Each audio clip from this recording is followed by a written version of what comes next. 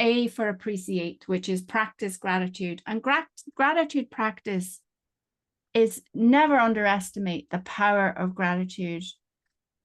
You know, in my own life, I've been able to really bring under control, if you like, for want of a better description, but it's not even bringing it under control. It's just learning about myself and so on through having a chronic condition, which includes chronic pain.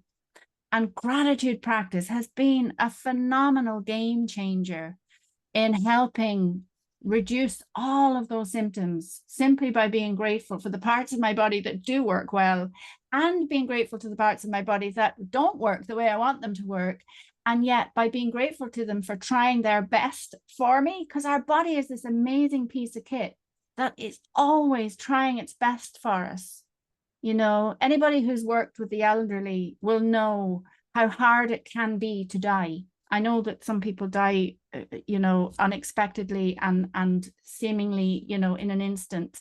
But for some people, it's really hard to die because our body is so busy trying to stay alive. This will to live is in every cell in our body. And gratitude practice has been a game changer for me with my health. And I know that it is for so many other people too. It shifts our mindset, right? And it's just so powerful in shifting us from lack to abundance. So when you appreciate what you have, you invite more into your life, right? And, you know, what's the point in having more if we don't appreciate what we've already got, right? So daily gratitude practices help you recognize the beauty and the blessings in each moment, right? So what is something small but meaningful that you can appreciate right now? And how do you express gratitude in your daily life? Like, we're brought up to be gracious and to say thank you, you know, say thank you to Auntie Mary now for knitting you that lovely jumper for Christmas. And thank you, Auntie Mary, you know, because we're taught to say thanks and please and all of those things, because that's a mannerly thing to do. And it's grand. It sets us up for you know, being gracious. But at the same time, absolute gratitude is a different thing. Feeling deep gratitude for something in your life, or feeling, you know, and expressing that gratitude then is a different thing. It's a whole other level of being gracious, because it's acknowledging something and being deeply grateful that it's there, which is a whole feeling.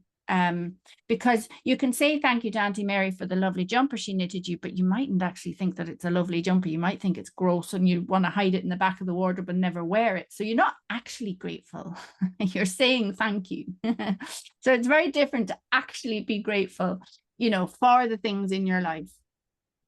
So when was the last time you truly paused to acknowledge the good around you? And there's always something to be grateful for. No matter how awful things are, there's always something to be grateful for. It may be small, maybe tiny, but there is always something there.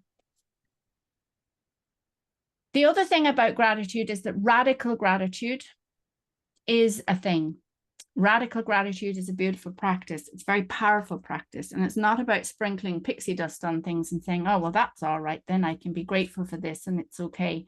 It's about looking for silver linings within a challenge. So when something is really difficult, the ability to look for, you know, what's good in that situation is a really powerful practice. So radical gratitude, where it's in a similar vein to radical compassion, you know, but radical gratitude is a way of reframing, you know, parts of something really challenging that happens. You know, a sort of a simple example of that would be when my dad died. He died quite well. We had been expecting him to die, and then he rallied. And so when he actually did die, we weren't really expecting it. You know, we'd kind of thought, oh, well, he's rallying and he's doing okay.